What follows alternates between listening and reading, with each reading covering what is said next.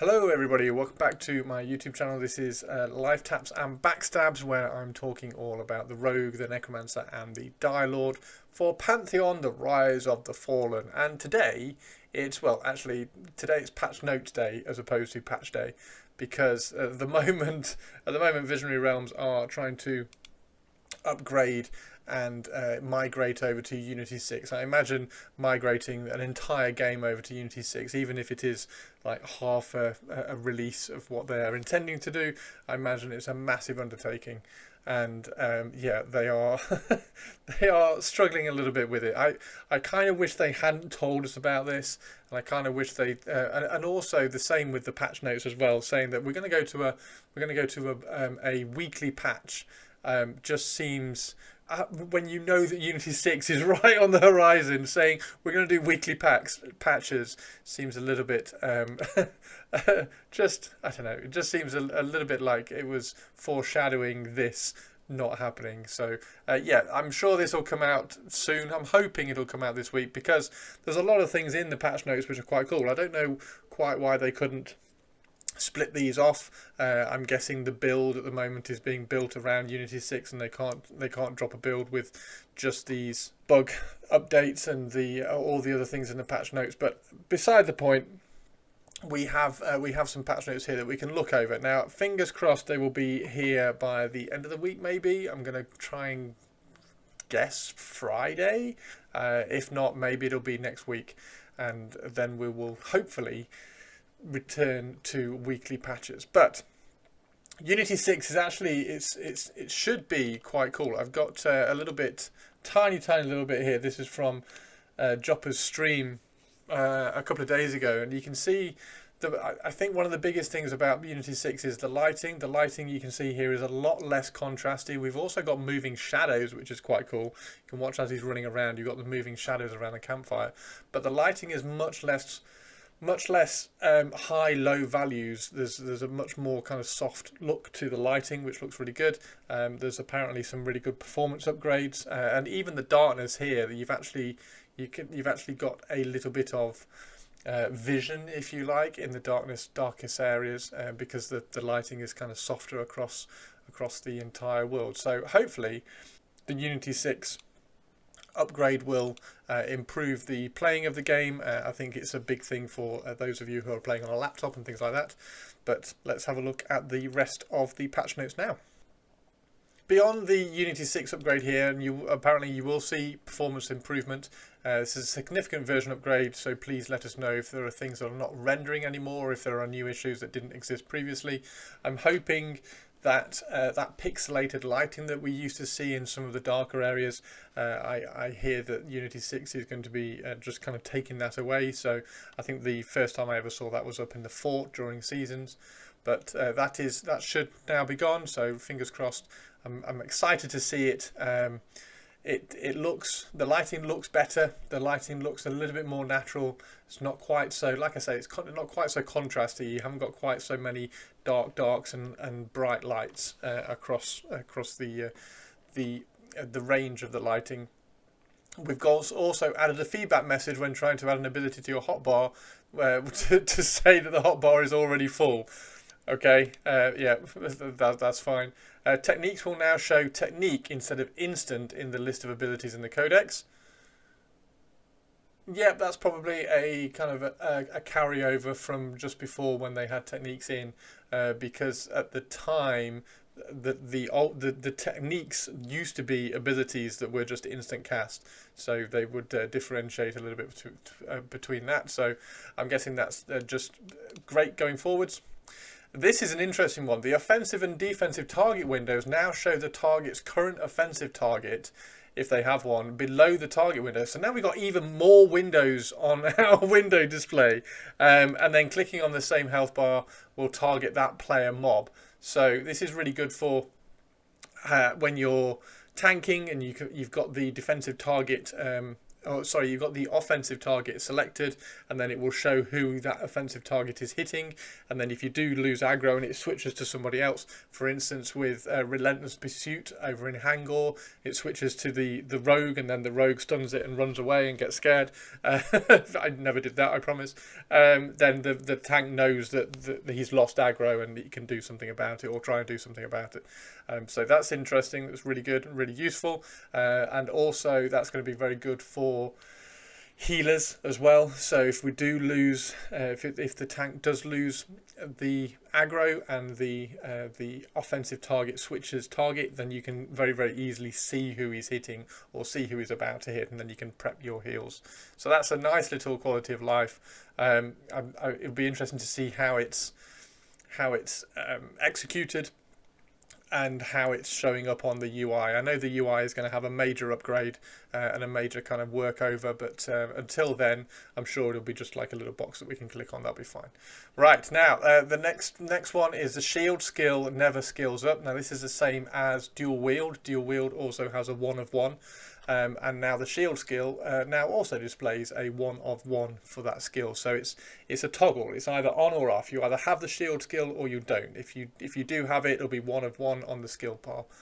Right. Finally, we've added the ignore command. Now, it's supposed to be a social game.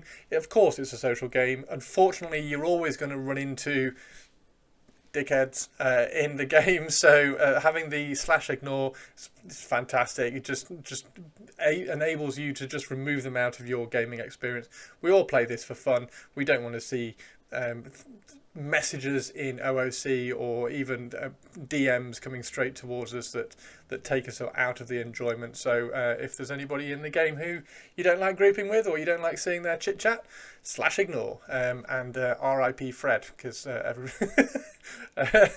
poor Fred.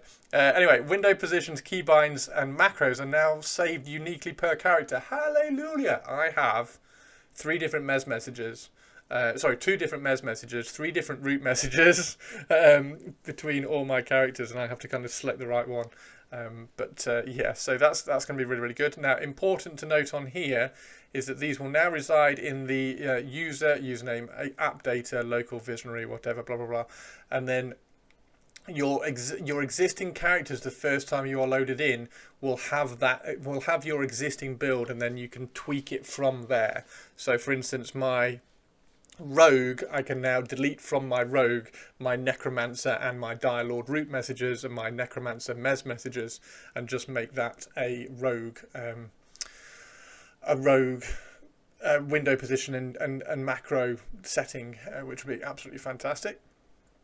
Any changes you make while playing these characters after that will be saved and loaded just for your new character. Now, I would before you patch, I just tend to always copy over the settings folder, so that will copy over your character settings as well. I have 2 folders in my Pantheon folder. I have settings, and then I have settings old, and just before I patch, I delete settings old, copy settings, rename it to settings old, and then patch, just so that I don't lose that, because that happened to me in Seasons and it was a nightmare. So it's just something I tend to do before patching.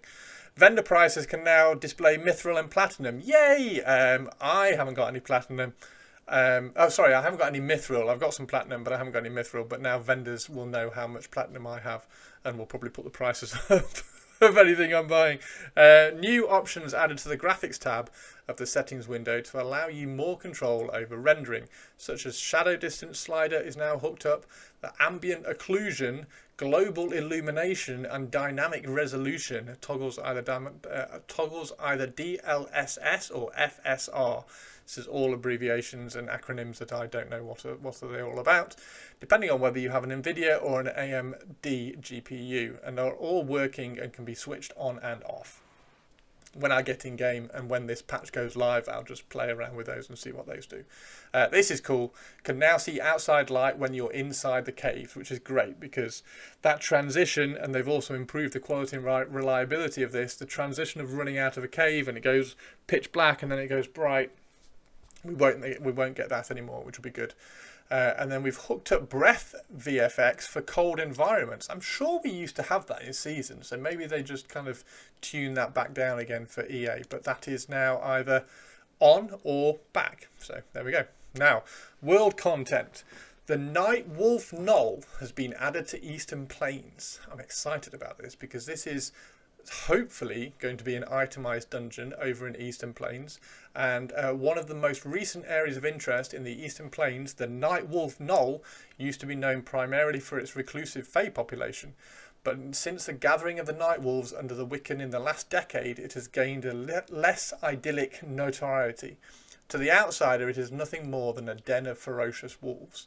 So there are some of the lichens over in Eastern Plains, and now I believe this is going to be a cool little dungeon for us to go and explore. So we'll all be diving in there as soon as the patch notes or the patch lands, I am sure.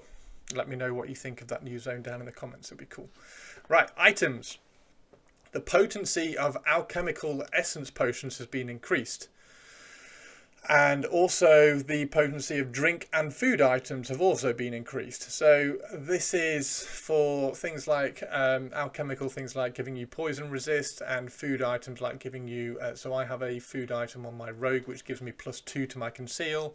There are some that are just A, never used, and B, just don't kind of, well, they're never used because they don't give you any kind of significant increases over the ones that give you damage. So you're generally going to be wanting things that help you in fights, like increasing your hit rating, increasing your crit rate, increasing your mana regen, increasing your run speed, things like that. Those are the interesting and useful ones. So now increasing some of these food and drink items, maybe we'll be able to have +10 strength on some food or drink, so that might be quite cool. The debuff for the potion of rapid egress will now always be applied, even if the beneficial effect is manually removed from the player. So the rapid egress potion, you could click it and you would run really, really fast for 90 seconds, I think, and then you would get a little bit of a debuff. So now that one is always going to be on, even if you just click it off, which was one of the ways that you could avoid getting that debuff before. And then the Consecrated Shield has been updated visually, and the potency of its effect has been increased. So the Consecrated Shield used to proc a holy damage proc of 10 every time it got hit. So now that has been visually updated, so it'd be cool to see what the shield looks like now. And the potency of its effect, so I'm guessing that it's going to do more than 10 damage on a proc when you get hit now, so that'd be quite cool to see. Reduced the spell damage bonus from the Cursed Empowerment from 35% to 25%, which is great.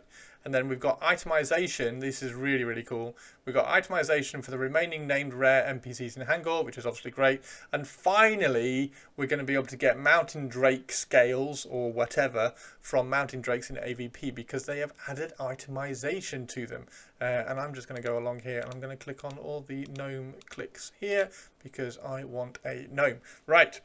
That's really, really cool. So we're going to be undoubtedly diving straight onto the Mountain Drakes, or trying to find a spot really, really quickly on the Mountain Drakes. I haven't done the Mountain Drakes since Seasons, so I don't know how many groups that spot can support.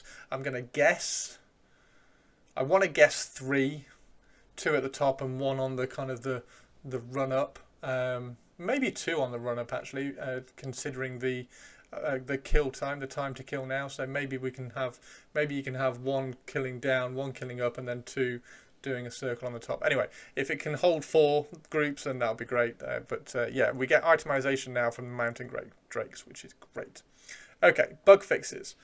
We have fixed an issue where lower tier abilities, such as the Shaman Mantles, could not be added to the hotbar once higher tier ones in the line were learned. Now, this was hilarious. One of my friend's truck de-leveled, so couldn't put on his new mantle spell, but then couldn't put on his lower ones either, so he couldn't heal at all, and we had to kind of ding him again with no heals, which was hilarious. So that is now gone. Shamans, you can rejoice. Shamans are back, if they ever went away in the first place. Fix for some player corpse looting issues. Great. I don't know what the issues were. Fantastic, they've been fixed. Fixed an issue that was allowing things like coloured text in chat. There are some weird bugs in this game. Adjustments to feign death to fix some things that were breaking the monk out of a successful feign. Fantastic. Monks need a lot of help with this because monks are cool. Monks are great to play. They're great to have in a group. They're so useful in a group, of course, because they're great pullers. But monks are just so far behind in XP because they tend to be dying or being killed on the feign death when the feign death is successful, or when the feign death fails and then it's bugged out like this and they still die. They're just getting XP deficits. They almost needs to be a monk XP bonus, just like give them an extra 1% across all the levels to make up for the fact that they're always pulling and always dying. Anyway, fixed. That's feign death is now fixed in some way. They have fixed a section of Avendir's Path south of the road to Demith, where players were getting teleported back and forth between Thronefast and AVP. Avendir's Path south of the road to Demith. Interesting. I have not found that. I have found one of the ones later on where you were teleporting between Eastern Plains and AVP.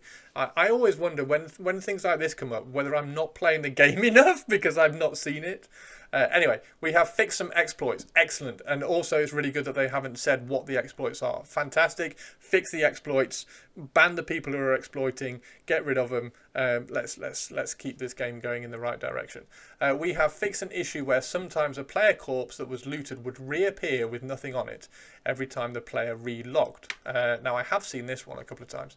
If you have an old corpse lying around that were doing this, try looting them again. They'll probably have at least one item on them that you are never able to loot before. Now, I used to kill something on the way to going to get my corpse, so that I had one item on myself, so that when I looted the corpse there was always one item left on my corpse in case I needed a res, or if I didn't have a res, and then I'd drag my corpse around. If I wasn't in a group, for instance, I'd end up like dragging my corpse back to Demith, or like carrying on killing and then dragging it back and trying to get a res. This isn't the same issue, or that wasn't really an issue, that was a plan, but they have now fixed that, so hopefully that will be really, really good. Fix some NPC spawning with bad rotations. Okay, cool. Fixed various assets rendering pure black in some caves, which sounds really good. Yeah, it's black enough as it is. The game is dark enough as it is. We don't need more pure black in caves. That's fine. NPC abilities such as Phobia and Mass Terror will no longer affect NPCs, which is great. So they're not fearing themselves back and forth. And then this is the one which I have seen. Fixed zoning between AVP and EP near the cliffs. Now, one of the fastest and quickest ways over to Eastern Plains from Avendir's Pass was to zone into Silent Plains, climb up a cliff, and then you run along the cliff edge that borders AVP and Eastern Plains. And if you ran across that cliff edge, you would zone into AVP and then back into EP and into AVP and back into EP, because the zone line would like zigzag across that cliff face. So now they have sorted that line out and they've straightened it up. And you will no longer zone between the two. Okay, let's have a look at some crafting. So the crafting changes, it's just correcting some errors which are in here, apart from one thing about the flame seed oil. So the schematic for the Vicar's Greaves now creates the correct item. Don't know what you were creating before, but now if you do combine everything together, you will now get the Vicar's Greaves out of it correctly.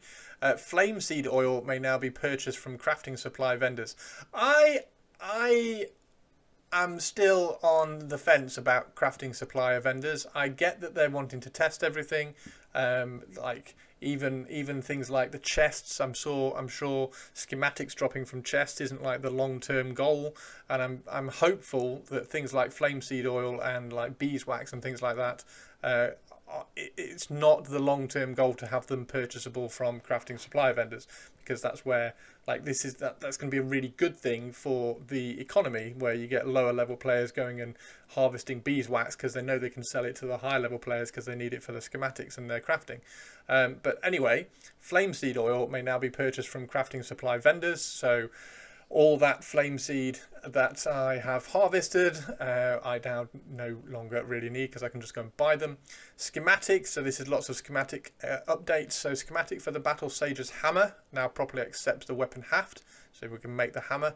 The schematic for the standard Spolder's basis now ask for the correct materials to make the item. Schematics for the Ash and Bronze arrowheads now list the correct skill requirements. And then the schematics for Stalwart Plate Gauntlets and the Prowess Infused Knuckle Brace now create the correct item. And then finally, the schematic for the Might Ruined Maulhead, which I have been trying to buy, may now be purchased from the appropriate vendor. So that's perfect. I can now go and grab that, which is good. Okay, and then very, very quickly, the tool crafting update. A new set of assembly schematics for standard gathering tools have been added. A simple gathering tools no longer require pommel weights. The schematic for the Ash and Bronze pommel weight is no longer used and has been removed from vendors. We don't need that anymore. If you currently have it, you can sell it, so you can go and get some money back for that. The skill requirement for simple gathering tool schematics and standard gathering tool schematics has been slightly reduced. It's great. And then schematics for simple and standard gathering tool components now create slightly stronger versions of the components which are exclusively used in the simple and standard gathering tool schematics. Components created before this patch may still be used in the novice gathering tool schematics, but will not be usable in the updated simple and standard tool schematics. There we go. So if you want to create simple and standard tool schematics, make them fresh. Right, fletching and carpentry. I don't do fletching and I don't do carpentry, so hopefully these are going to be simple. The standard cudgel, standard longbow and standard shortbow have had their damage reduced to be in line with other crafted weapons of the same type at the same level range. Fine, absolutely brilliant. Crafted small shields may now receive the appropriate amount of block rating. It's perfect. One thing about block rating actually, why is block rating so high? Why are we talking about block rating in the hundreds? Why is that the stat that's in like plus 500 block rating? I surely they can drag that down and like divide it by 100 and get a block rating of 5 and a block rating of 6. Like, why does it need to be 540? Yeah. So the crafted small shields now have the appropriate amount of block rating. Shield crafting update. I know nothing about shields. If you're a warrior or a shaman or a cleric, drop some comments down below what these changes are like. And there are a new set of assembly schematics for standard shields of all types, and they've been added. Celestium dust is no longer required to create simple and standard shields, and then additional rare shield schematics will be added in the future.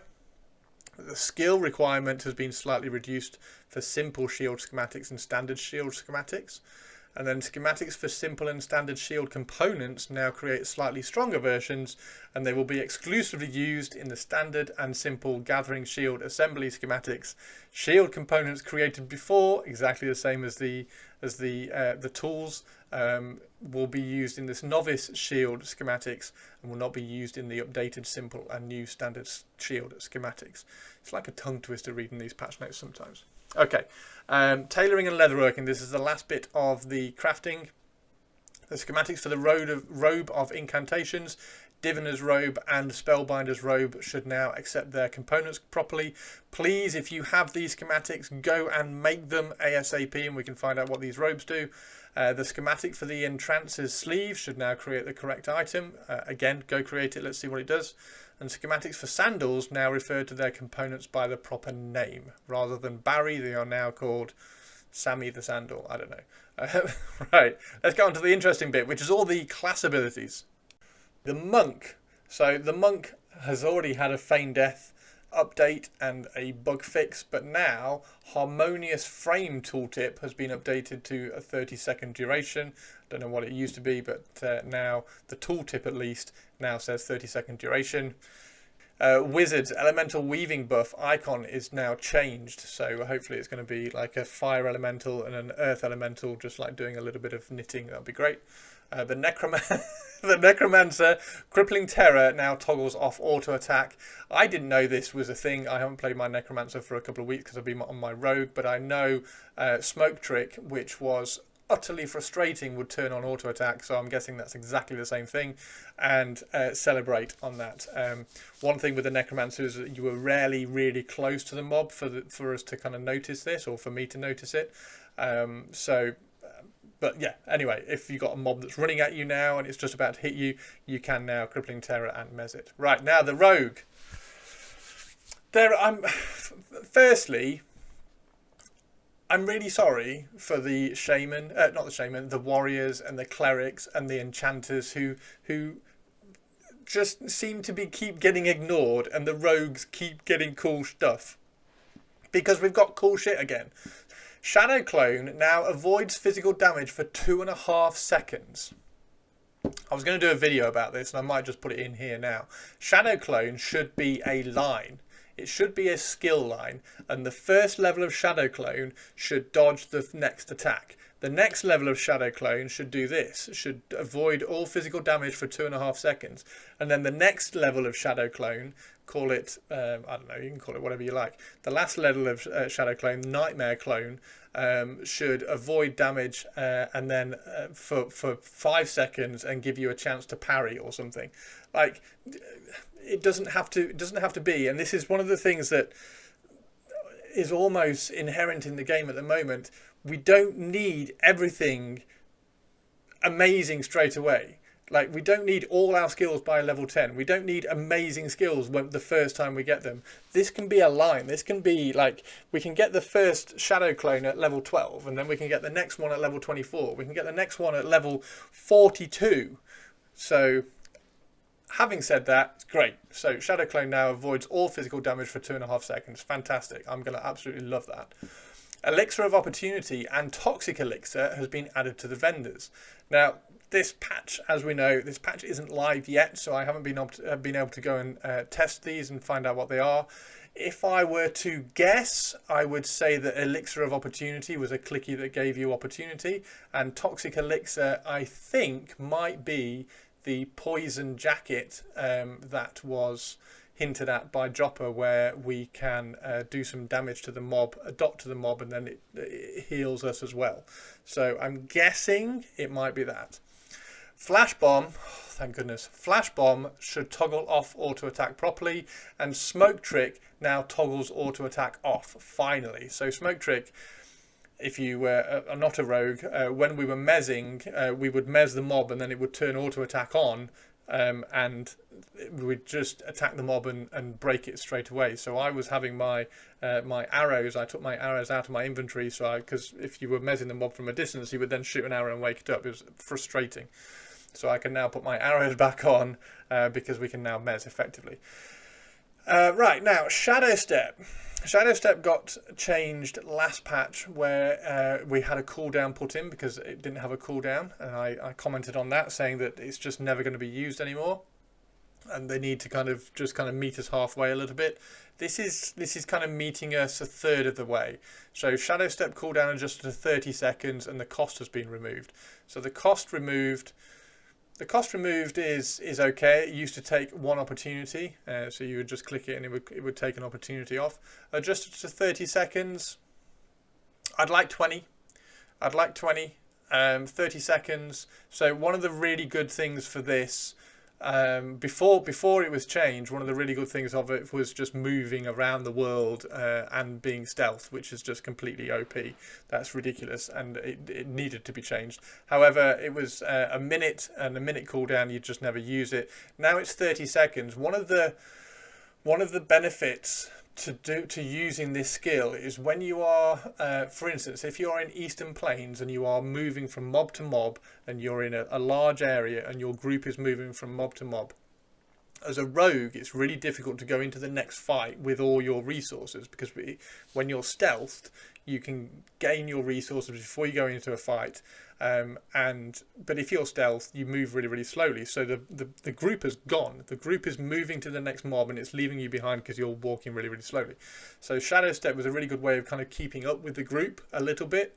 So I'm going to test this and see if 30 seconds is just long enough that I can click it and keep up with my group while I'm still stealth, and then I can go into the next fight with all resources. So I think I've got a feeling that 20 seconds is probably about right, but 30 seconds isn't bad.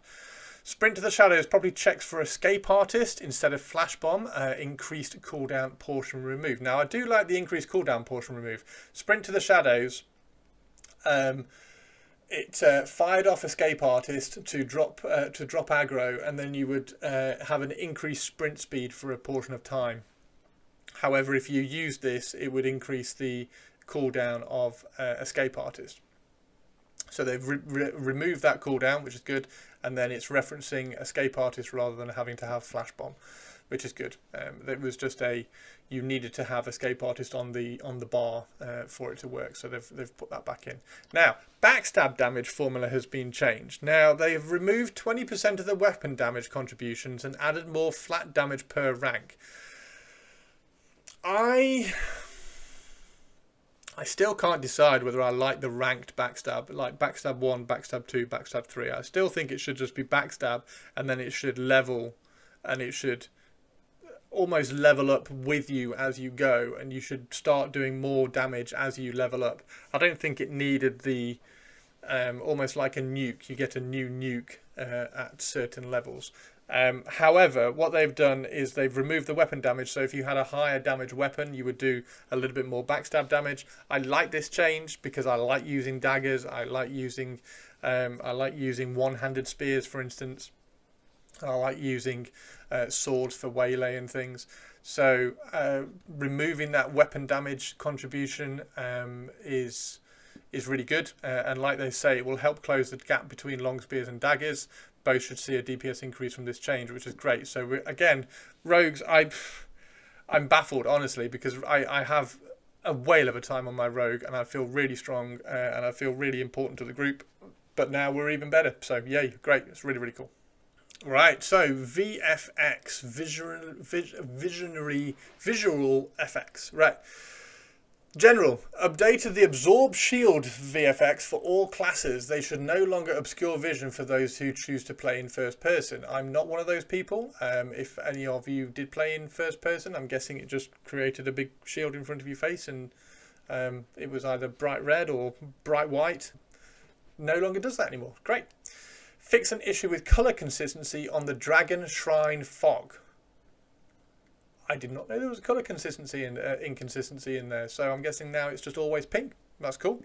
Right, we have some Cleric, Enchanter, Monk and Necromancer ones. So this is just graphics. So they've updated the Arc of Light projectile and impact, so it no longer displays purple squares. They've added a light to the Arc of Light projectile, which sounds good. They fixed Mend Wounds, Resuscitate, Resurrection, Divine Misfortune VFX that weren't playing, so now you have your graphics for those spells. They've added the missing VFX to Bond of Protection, so you have that have the graphics for that spell as well. They've fixed positioning and duration of Shackle Death. They've changed Bolster to the correct graphics. It would be funny if that was like a massive skull from the Necromancer spell line or something for a Cleric. Anyway, that's been corrected, and updated components of the Luminous AoE heal line of graphics to be the world space. I have no idea what the Luminous AoE heal line is, but the graphics have been sorted for that, and should look really, really good now. So the Enchanter, they fixed parts of the AoE stun effect not playing and reduced the height at which the VFX occurs. The AoE stun effect, I'm going to have to keep an eye on enchanters now to make sure that they're stunning. I'm going to have to, it might, maybe originally it was too high and I've never seen it. Adding a new graphics for Spell Steal and Mana Guzzle. Can't wait to see those, they'll be great. Updated the Stab the Mind line effect on receipt of the mana granted by it. So that'll be really cool to see as well. And then removed some old graphics from various spells. So some of your various spells may not have any graphics anymore. The Monk has got a light being added to Soul Shuriken and Chi Spear. A little dancing light or something, I don't know, it'd be cool to see. And then we've got fixed positioning and duration of Shackle Bones, which was the root, I believe. And also fix an anchoring problem for the Rackbone lines as well.